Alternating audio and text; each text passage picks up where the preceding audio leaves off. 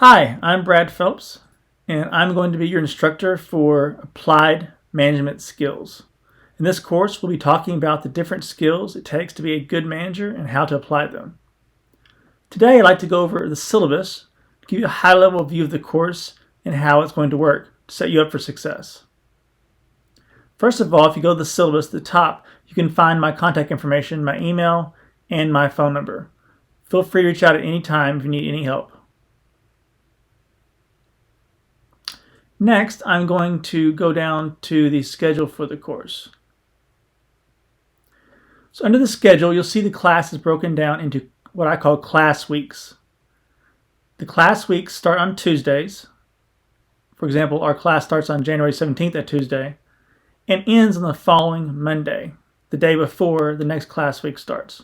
So each class week starts on a Tuesday, ends on the following Monday. And when I say ending on that Monday, I mean ending around midnight. For each class week, you'll see assignments to the right of them. The assignments are assigned as of the first day of that class week and are due on the last day of that class week. So for week 1 example, you see the only assignment is topic 1, which is a discussion board. It will be assigned as of Tuesday, the first day of class, and will be due by midnight on January 23rd, in which it will close.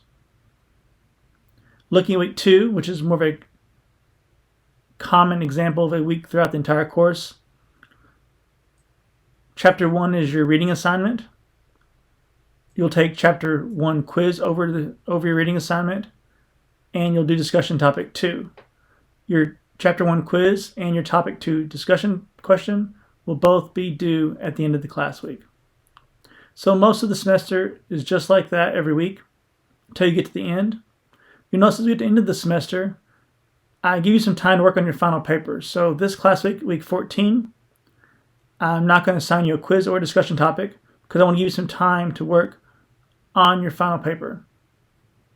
And then the last week of classes is very short, just a few days. That's the week in which I'll make your final paper due. It's due on Wednesday, April 28th. And then as far as finals week, there is no final exam for this course. So that's how the class will be structured from a schedule perspective. Now, as we went through this, you saw there's 3 types of assignments. You have quizzes, discussion topics, and final exam. So let's talk about how that breaks down from a point perspective. So if you go to this section, you'll see how the point system works. So each quiz is worth 50 points each. There's a total of 12 quizzes for the 12 chapters. I'm going to drop your lowest quiz grade, so I'm only going to grade 11 of your 12 quizzes. 50 points times 11 quizzes, that's 550 points possible for the course. For discussion board topics, they're worth 25 points each. There's 13 of those. I'm going to drop your lowest discussion question grade, so I'll grade 12 of those. 12 times 25 points is 300 points. Then finally, your last assignment is your final paper. Your final paper is worth 150 points. If you add these all together, all the assignments together equal 1,000 points. So if you look at this, you can kind of get an idea of how different assignments weigh as far as percentage-wise of your grade. All right, so next let's talk about the quizzes and discussion boards themselves in a little more detail. So in the syllabus, I have a section on quizzes and on discussion topics. I encourage you to read these in detail, make sure you understand all the specifics, but I want to talk about them at a high level. So we already discussed that the quizzes and discussion topics will both open up on the first day of the class week and close on the last day of the class week. One additional thing for quizzes you should know is that you only get one attempt. So once you open the quiz, you have to take it. So don't just open it to look at it, or it'll be counted as your one attempt. Read the chapter, prepare yourself, then when you're ready, open the quiz and take it. Also, I'll accept one quiz turned in late. If something happens in your life that some reason you just can't get to a quiz one week, you need more time, if you let me know within 1 week of the due date, I'll reopen it for you. Next, discussion questions. So discussion questions these are not right or wrong answers. These are your opinion. But I do want you to do some personal research to back up your opinion. Now, as I said, it opens on Tuesday, where you get 3 days to make your own best answer to the post. So by Friday evening, you should post your own best personal answer. Should be your own original work. Needs to be at least 125 words in your answer to the question.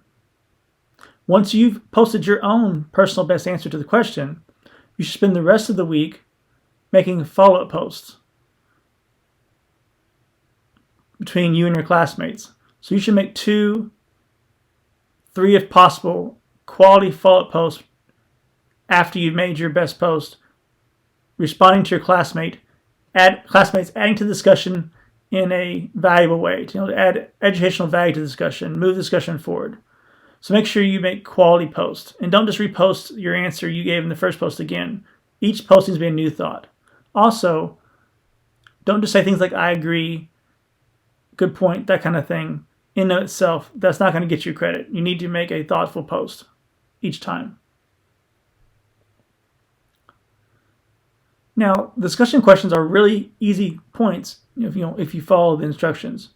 But ways you can lose points is if you don't post by the initial answer by the deadline, you don't provide quality answers, you don't post at least 2 or 3 times. Those are all things that can cause you to lose points, but they're easy credit as long as you follow the guidelines. So make sure you read this in depth to make sure you understand all the details.